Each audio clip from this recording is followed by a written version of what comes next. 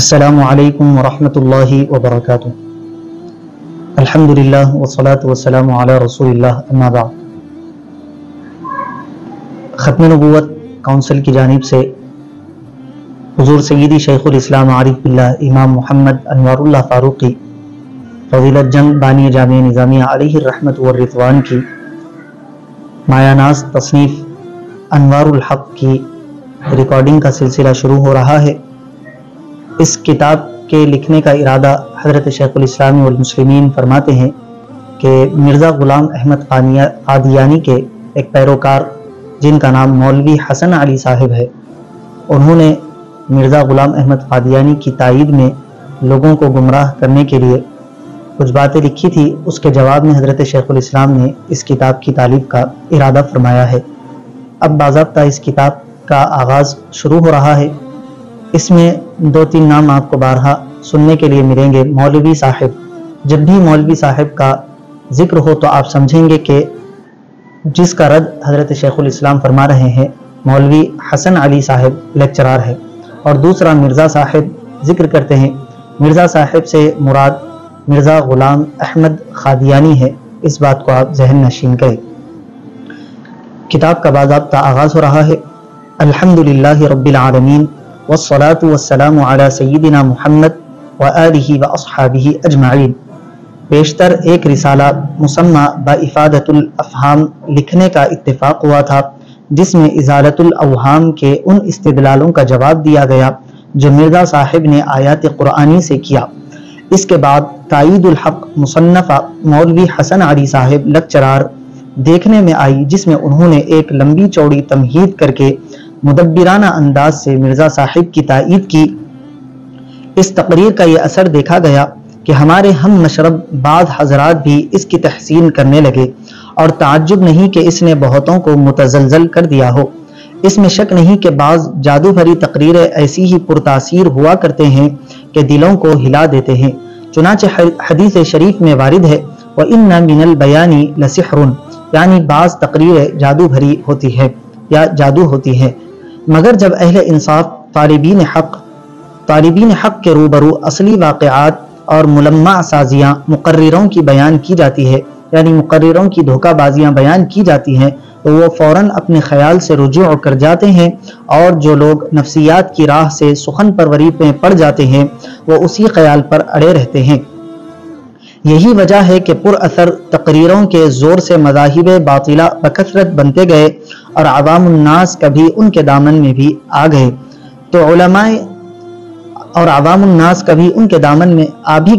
علماء کے سمجھانے سے پھر راہ راست پر آ گئے، لیکن چند سخن پرور انہی خیالات پر جمے رہتے تھے جن کے اتباع ان مذاہب کو زندہ رکھنے والے اب تک موجود ہیں، اور ہر وقت اس کوشش میں لگے ہوئے ہیں کہ ان باطل مذاہب کو ترقی دے۔ الحاصل جب کبھی نئے مذہب کی بنیاد پڑی تو علماء حقانی نے اس کے قلا و قما کی فکر کی، یعنی اس کو اکھاڑ پھینکا، اور بفضلہ تعالی اس کا اثر بھی ہوتا گیا کہ عموماً وہ مذاہب باطلہ کے لقب سے مشہور رہے، اور اہل انصاف و حق پسند اس سے محترز یعنی بچے رہے۔ فی الواقع یہ علماء کا فرض منصبی ہے کہ بقدر وسع حق کی تائید میں کمی نہ کرے۔ ہر چند اس نو ایجاد مذہب قادیانی کے رد کی طرف بعض علماء متوجہ ہیں، مگر بحسب اقتضاء زمانہ، جو احادیث صحیحہ سے ثابت ہے آخری زمانے میں باطل کا شعوع یعنی اس کا ظہور ہوگا۔ کچھ تو عموماً تبائع ہی ایسے امور کی طرف مائل اور متوجہ ہیں، اور کچھ تقاعد علماء یعنی علماء کی لاپرواہی کے وجہ سے اس مذہب کی روز افزو ترقی میں کمی نہیں ہوئی۔ چونکہ ایسی بدعات تازہ کی شیوع کے وقت ہر شخص کو ضروری ہے کہ جہاں تک ہو سکے روکنے کی فکر کرے، اور یہ خیال نہ کرے کہ آخری زمانے میں اس قسم کے فتنوں کا شیوع لازمی ہے، کیونکہ کچھ نہ ہو تو اتنا تو ضرور ہوگا کہ من کثر سواد قوم فہو منہم، اس کا ترجمہ ہے جو کسی قوم کی کثرت کو بڑھائے وہ ہم میں سے نہیں، جو کسی قوم کی کثرت کو بڑھائے وہ انہی میں سے ہے، کا مصداق بنیں گے۔ اسی لیے میں نے مناسب سمجھا کہ تائید الحق کا بھی جواب لکھوں، اور اس کے ضمن میں ازالت الاوہام کے بعض مذاہب پر بحسب ضرورت بحث کروں۔ جس سے حقیقت اس نئے مذہب کی کھل جائے اور اہل انصاف و طالبین حق کے بکار آمد ہو۔ واللہ یقول الحق وہو یہدی السبیل وما علینا الا البلاغ۔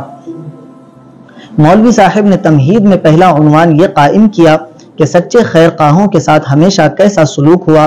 اس میں بہت سی نظیریں پیش کی جن سے مقصود یہ ہے کہ مرزا صاحب کی تکفیر و تفسیق جو ہو رہی ہے وہ بھی اس قسم کی ہے۔ اس موقع میں ہم یہ بیان کرنا نہیں چاہتے کہ مرزا صاحب کیسے شخص ہیں اور ان القاب کے مستحق ہیں یا نہیں۔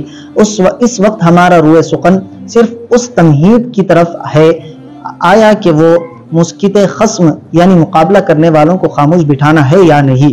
کتب تواریخ سے ظاہر ہے کہ صحابہ کے زمانے سے اب تک کوئی زمانہ نہیں گزرا جس میں مفتری، کذاب، بے دین پیدا نہ ہوئے، اور اس زمانے کے عمائدین یعنی قوموں کے سردار اور قائدین اور علماء حقانی نے ان کی تکفیر نہ کی ہو۔ جتنے مذاہب باطلہ آج کے زمانے میں پائے جاتے ہیں سب کے موجد زمانے سابقہ ہی کے لوگ ہیں، اس کا کوئی انکار نہیں کر سکتا۔ ایسے لوگ اس زمانے میں نہیں نکلے یا ان کی تکفیر نہیں ہوئی، نہ یہ کوئی کہہ سکتا ہے کہ ان کی تفسیق بے موقع تھی۔ کیا وہ اپنے مذاہب کی اشاعت کے لیے اپنی مظلومی بیان کر کے اسی قسم کے استدلال نہ کرتے ہوں گے؟ پھر کیا اس قسم کے نظائر حقانیت پر دلیل ہو سکتے ہیں؟ ہرگز نہیں، بلکہ ایسے لوگوں کے ساتھ جو بدسلوکیاں کی گئی وہ ایک قسم کا عذاب الہی تھا، جس کی طرف اشارہ اس آیت شریفہ میں ہے وَلَنُذِيقَنَّهُم مِّنَ الْعَذَابِ الْأَدْنَىٰ دُونَ الْعَذَابِ الْأَكْبَرِ لَعَلَّهُمْ يَرْجِعُونَ، یعنی چکھائیں گے ہم ان کو چھوٹے عذاب سوائے بڑے عذابوں کے، شاید وہ رجوع کرے۔ اور فرماتا ہے وَأَمَّا الَّذِينَ فِي قُلُوبِهِم مَّرَضٌ فَزَادَتْهُمْ رِجْسًا إِلَىٰ رِجْسِهِمْ وَمَاتُوا وَهُمْ كَافِرُونَ أَوَلَا يَرَوْنَ أَنَّهُمْ يُفْتَنُونَ فِي كُلِّ عَامٍ مرة أو مرتين ثم لا يتوبون ولا هم يذكرون، یعنی جن کے دل میں بیماری ہو سو ان کی بڑھائی گندگی پر گندگی اور مرے جب تک وہ کافر رہے، یہ نہیں دیکھتے کہ وہ آزمانے میں آتے ہیں ہر برس ایک بار یا دو بار، پھر توبہ نہیں کرتے اور نصیحت قبول نہیں کرتے۔ اس سے ظاہر ہے کہ نفاق وغیرہ سے توبہ کرنے کے لیے بھی عذاب کیا جاتا ہے تاکہ وہ خدا کی طرف رجوع کرے۔ الحاصل نظیر دونوں قسم کی موجود ہے، بلکہ اس قسم کی نظیر 10-20 ملے تو اہل باطل کی تکفیر و تفسیق و تعذیب کی نظیر 1000 ہاں ملے گی۔ غرض یہ نظائر مولوی صاحب کے مفید مدعا نہیں ہو سکتے۔ مولوی صاحب جو لکھتے ہیں کہ یہ جہاں دارالامتحان ہے اس عالم میں سب باتیں کھول کر دکھائی نہیں جاتی، فی الحقیقت عادت اللہ ایسی ہی جاری ہے کہ حق و باطل اس جہاں میں مشتبہ اور ملتبس یعنی مشکوک رہا کیے۔ سحر و استدراج کو ہمیشہ معجزہ اور کرامت کی ہمسری کا دعویٰ اور کلام الہی پر سحر و بیان کا دھوکہ لگا رہا۔ اصل یہ ہے کہ حق تعالیٰ کے صفات کو کبھی تعطل و بیکاری نہیں، خواہ یہ عالم ہو خواہ دوسرا، اس لیے کہ صفات جلال و جمال ہمیشہ اپنے کاموں میں مصروف و مشغول ہے۔ اگرچہ بظاہر افراد بنی نوع انسان سے ہدایت اور شیاطین سے ضلالت متعلق ہے، مگر جب حق تعالی نہ چاہے نہ ہدایت ہوتی ہے اور نہ ضلالت۔ جس کو خدا تعالی ہدایت کرنا چاہے اسے کوئی گمراہ نہیں کر سکتا، اور جس کو گمراہ کرنا چاہے اسے کوئی ہدایت نہیں کر سکتا۔ قال تعالی ومن يهد الله فلا مضل له ومن يضلله فلا هادي له۔ انہی صفات کا ظہور ہے کہ ہر زمانے میں حق تعالی کسی ایسے شخص کو پیدا کر دیتا ہے جس سے بہت سے ہدایت پاتے ہیں اور بہت گمراہ ہوتے ہیں۔ انبیاء وہ خاص ہدایت کے لیے مبعوث تھے، مگر ان کے نہ ماننے والے گمراہ ہوئے، اور بہت سے مفتری کذاب کو گمراہ کرنے کے واسطے پیدا ہوئے، مگر ان سے بھی صفت جمال اپنا کام لیتی ہے۔ ان کے نہ ماننے والے ہدایت پر سمجھے جاتے ہیں۔ جس کو خدا تعالی ہدایت کرنا چاہتا ہے اس کا سینہ حق بات کے ماننے کے لیے وسیع اور کشادہ ہو جاتا ہے، اور جس کی گمراہی منظور ہوتی ہے اس کا سینہ تنگ ہو جاتا ہے۔ کما قال تعالی فمن يرد الله أن يهديه يشرح صدره للإسلام ومن يرد أن يضله يجعل صدره ضيقا حرجا كأنما يصعد في السماء۔ اس کا ترجمہ ہے پس اللہ جس کو ہدایت دینے کا ارادہ فرماتا ہے تو اس کا سینہ اسلام کے لیے کھول دیتا ہے، اور جس کو گمراہی پر رکھنے کا ارادہ فرماتا ہے اس کا سینہ شدید گھٹن کے ساتھ تنگ کر دیتا ہے، گویا وہ بمشکل آسمان پر چڑھ رہا ہو۔ وسعت سینہ کی یہ دلیل ہے کہ ہدایت کی بات اس میں سما جائے۔ علی ھذا القیاس تنگی سینہ کی یہ دلیل ہے کہ وہ بات اس کے سینے میں گنجائش نہ کرے، اور یہ ظاہر ہے کہ اہل باطل کا سینہ باطل کے لیے کشادہ اور اہل حق کا دل اس سے تنگ ہوتا ہے۔ اس سے معلوم ہوا کہ وسعت و تنگی دونوں کے لیے ہوا کرتی ہے۔ اس وجہ سے کوئی شخص حق و باطل میں اپنے دل کے مشورے سے تمیز نہیں کر سکتا، بلکہ وہ جس بات کا قائل ہوتا ہے اس چیز کو حق سمجھنے لگتا ہے۔ جس سے پوچھئے اس کا یہی دعویٰ ہے کہ میں حق پر ہوں اور اس سے نہایت خوش رہتا ہے۔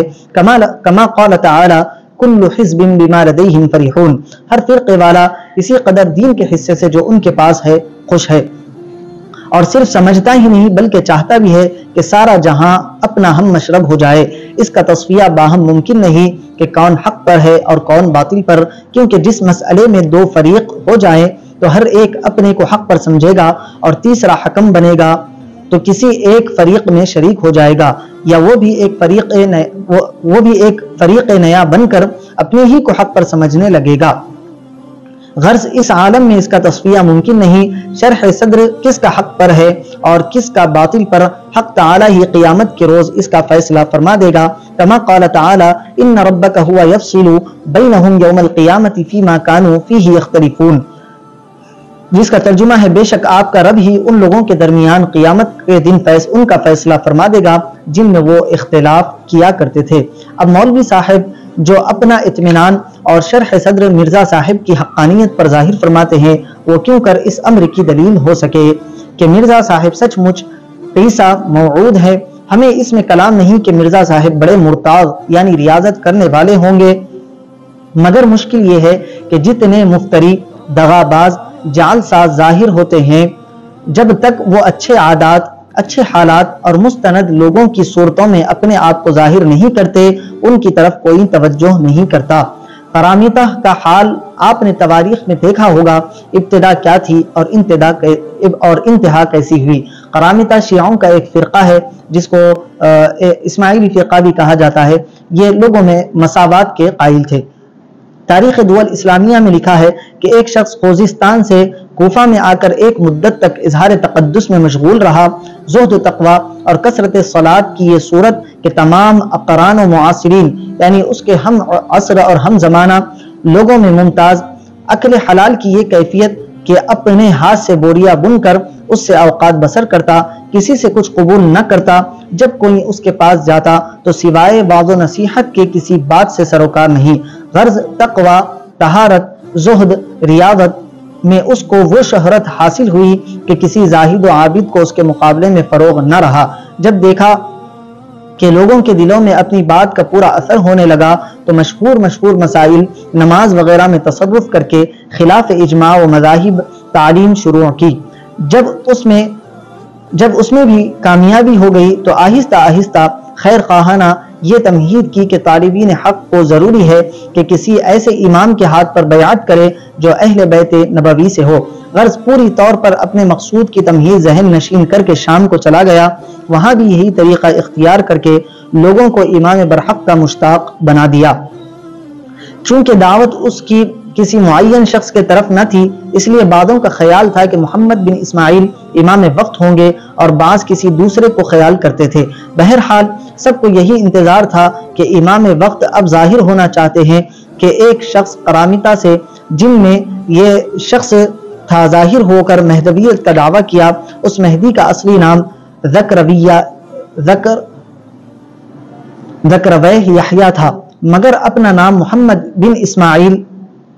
بن عبداللہ بن اسماعیل بن جعفر صادق ظاہر کیا، حالانکہ ابن جعفر کا کوئی فرزند عبداللہ نام کا نہ تھا۔ ضرورت اس جعل سازی کی اس لیے ہوئی کہ احادیث میں امام مہدی کا نام محمد بن عبداللہ وارد ہے۔ جو لوگ صرف امام کے منتظر تھے ان کو امام مہدی موعود کا مل جانا ایک نعمت غیر مترقبہ تھی۔ اس کے نکلتے ہی کل ہم مشرب اکٹھا ہو گئے اور یہ رائے قرار پائی کہ اصلاح قوم کی فکر کی جائے۔ چنانچہ بڑے بڑے گزرگاہوں پر فوجیں روانہ ہوئی اور حرمین وغیرہ کے راستوں میں رہزنی شروع کر دی گئی اور تمام ملک حجاز و شام، مصر وغیرہ میں آتش فتنہ و فساد مشتعل ہوئی۔ چنانچہ ان میں سے ایک شخص ابو طاہر نامی مع فوج کثیر مکہ معظمہ پر مسلط ہوا۔ کسی کو وہاں یہ طاقت نہ تھی کہ اس سیلاب بلا کو روک سکے۔ ابو طاہر گھوڑے کو دوڑا کر خاص حرم شریف کے اندر گھس آیا اور خانہ کعبہ کے دروازے پر آ کھڑا ہوا اور اس غرض سے سیٹی دی کہ گھوڑا بول و براز کرے۔ چنانچہ ایسا ہی ہوا۔ پھر اس نے پکار کر کہا کہ کہاں ہیں وہ لوگ جو خدا کا کلام پڑھ پڑھ کر سنایا کرتے تھے، وَمَن دَخَلَهُ كَانَ آمِنًا، اور جو اس میں داخل ہوا امان پا گیا۔ لکھتے ہیں یہ کہہ کر قتل عام کا حکم دیا۔ لکھتے ہیں کہ تخمیناً اندازے کے مطابق 30,000 مسلمان مکہ معظمہ میں شہید کیے گئے، جس میں 1700 خاص مطاف میں جام شہادت سے سیراب ہوئے، اور کشتوں یعنی عاشقوں کے سر کاٹ کر صرف سروں سے چاہے زمزم بھر دیا گیا، اور تمام نعشے بغیر کفن نماز جنازہ کے اندرون بیرون شہر کے کنووں اور گڑھوں میں ڈال دیے گئے۔ حجر اسود اکھاڑ لیا گیا، جس کی وجہ سے 22 سال تک کعبہ شریف حجر اسود سے خالی رہا۔ تمام مکانات لوٹ لیے گئے۔ غز مکہ معظمہ میں اس مہدی کا یہ فتنہ ایسا ہوا کہ اس کی نظیر کسی تاریخ میں مل نہیں سکتی۔ الحاصل بدنام ہونا، برے کہلانا، سزائے پانا حقانیت پر قرینہ نہیں ہو سکتا، ورنہ جعل ساز، دغا باز، بدمعاش جن سے جیل خانے ہمیشہ بھرے رہتے ہیں، سب کو اہل اللہ کہنا پڑے گا، اور نہ اظہار تقدس اس کا قرینہ ہے، جیسا کہ قرامطہ وغیرہ کے حال سے ظاہر ہے۔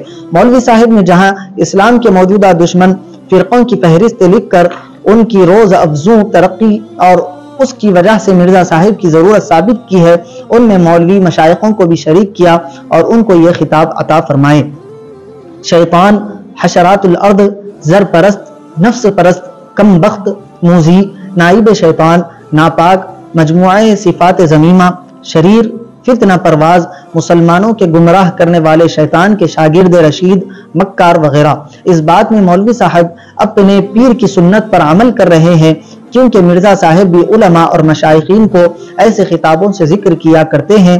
چنانچہ ان کی تصانیف میں یہ موجود ہے کہ اے بدذات فرقہ مولویاں، تم نے جس پہ ایمانی کا پیالہ پیا ہے وہی عوام کو بھی پلایا۔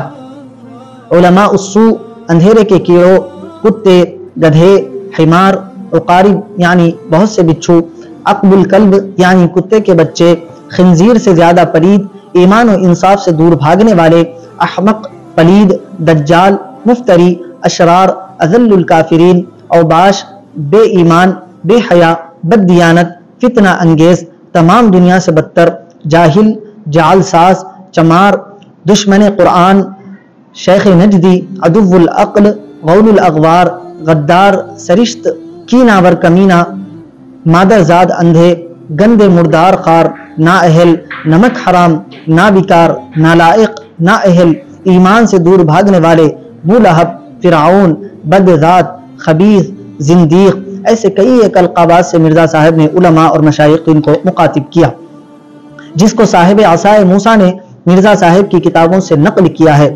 غرض کوئی گالی ان حضرات نے اٹھا نہ رکھی، اور عذر یہ کیا کہ کمال جوش اور حرارت اسلامی میں یہ سب گالیاں دی گئی، گویا اس جوش نے ان کو مرفوع القلم بنا دیا۔ ان گالیوں کے پہلے آپ نے یہ تمہید بھی کر دی کہ مصلحان قوم اپنی قوم کو بعض وقت بہت سخت الفاظ میں مخاطب کرتے ہیں، لیکن ان سخت الفاظ کے اندر محبت و شفقت بھری رہتی ہے۔ اس کا مطلب یہ ہوا کہ آپ مصلح قوم ہیں، جس قدر گالیاں دے اس کے مستحق ہے۔ چنانچہ اصلاح قوم اعلیٰ درجے کی عبادت ہے، اور یہ سخت و سست کہنا اس کا ذریعہ ہے یا مادہ۔ اس وجہ سے مولوی صاحب اور ان کے پیر اس کو عبادت اور باعث تقرب الہی سمجھتے ہوں گے۔ اس موقع میں واقعہ حرہ اور مسلم بن عقبہ کی کارگزاری یاد آتی ہے۔ تاریخ دانوں پر یہ امر پوشیدہ نہیں کہ اہل مدینہ منورہ جب یزید کے مخالف ہو گئے تو اس نے مسلم بن عقبہ کو ان کی تادیب و تعذیب کے لیے مامور کیا۔ وہ مقام حرہ میں جو مدینہ کے پاس ہے 12,000 سپاہیوں کے ساتھ آ پہنچا اور بعد سوال و جواب کے قتل عام و غارت کا حکم دیا، اور 3 روز تک مدینہ منورہ کو لشکریوں پر مباح کر دیا۔ تاریخ الخلفاء اور جذب القلوب وغیرہ میں لکھا ہے کہ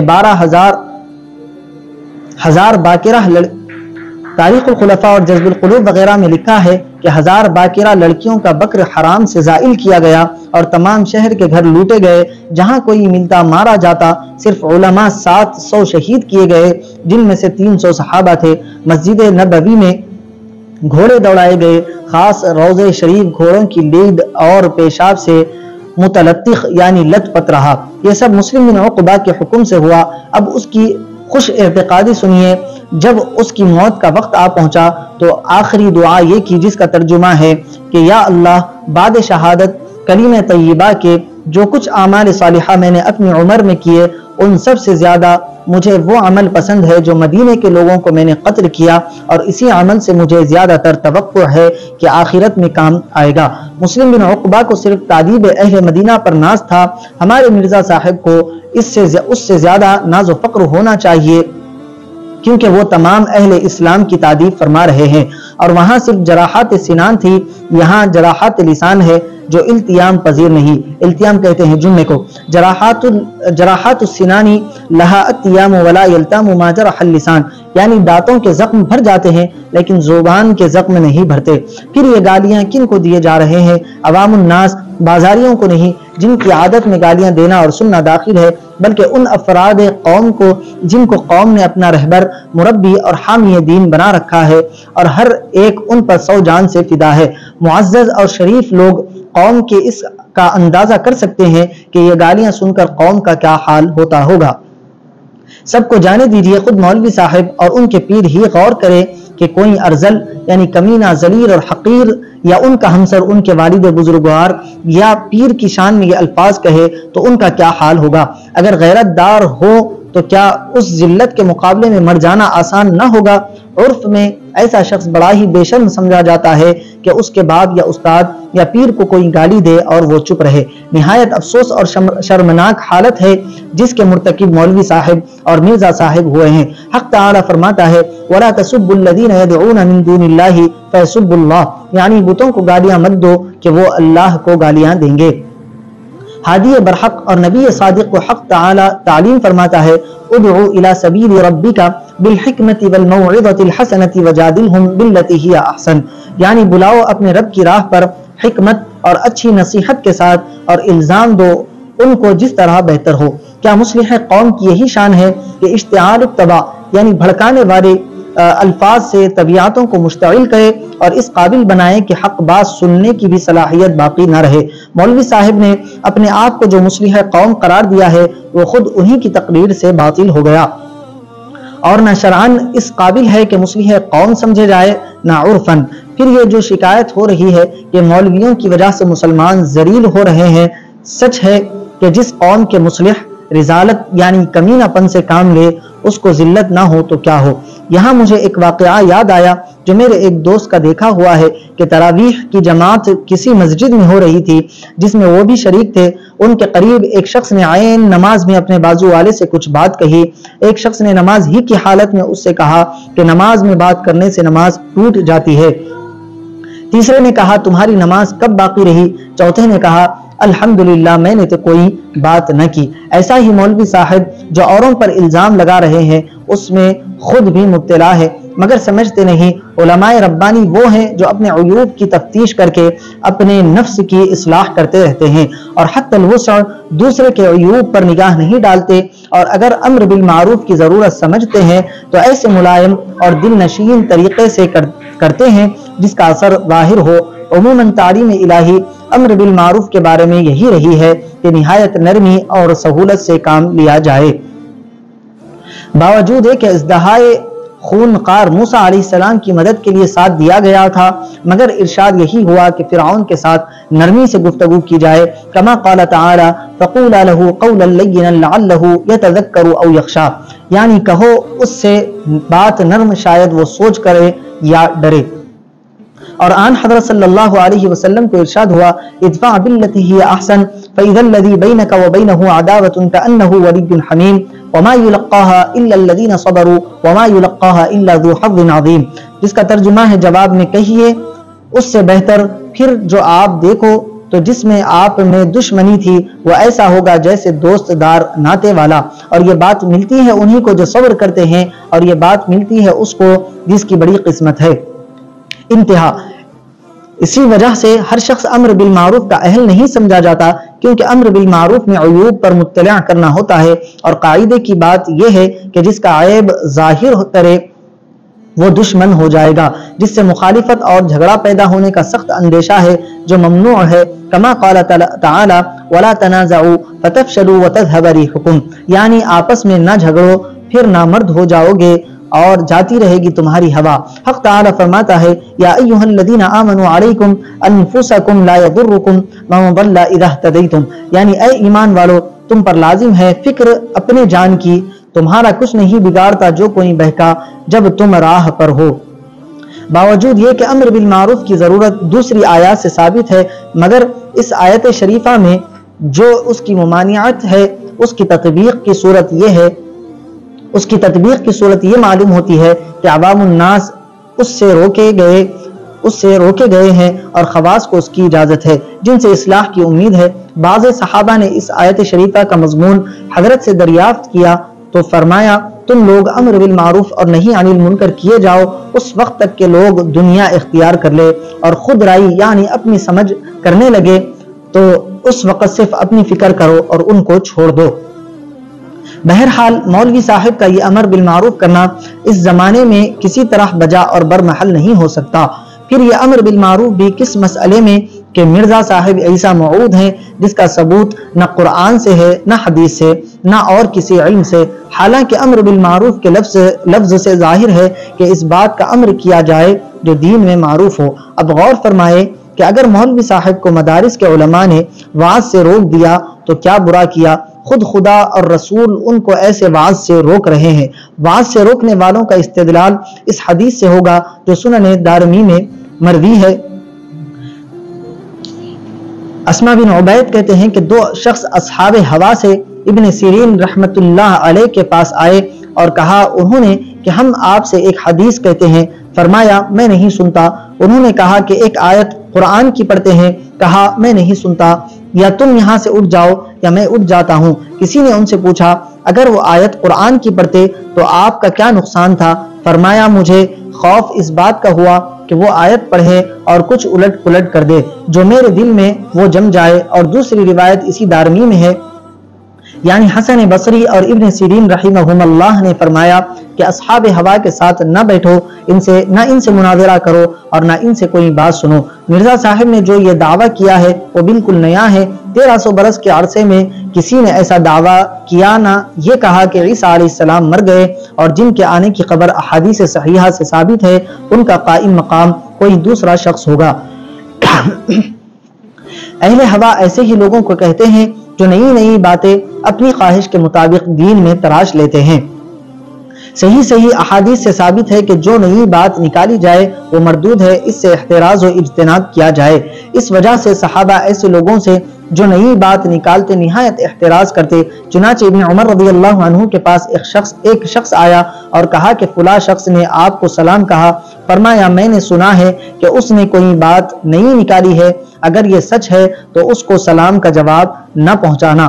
عرفجہ رضی اللہ عنہ کہتے ہیں میں خود آن حضرت صلی اللہ علیہ وسلم سے سنا ہوں کہ فرماتے تھے کہ قریب ہے کہ فتنے اور نئی باتیں پیدا ہوں گی، جو کوئی اس امت کی اجتماعی حالات میں تفریقہ ڈالنا چاہے جو کوئی ہو اس کو تلوار سے مار ڈالو۔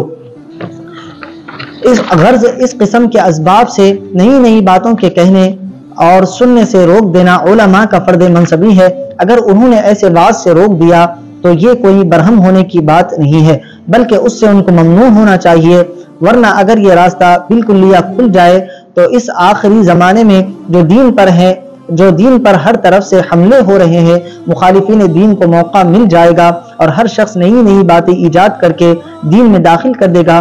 جب تک مرزا صاحب ادیان باطلہ کے رد کے طرف متوجہ تھے سب ان کے مداح تھے، بلکہ ان کو مجدد بھی سمجھتے ہوں تو تعجب نہیں۔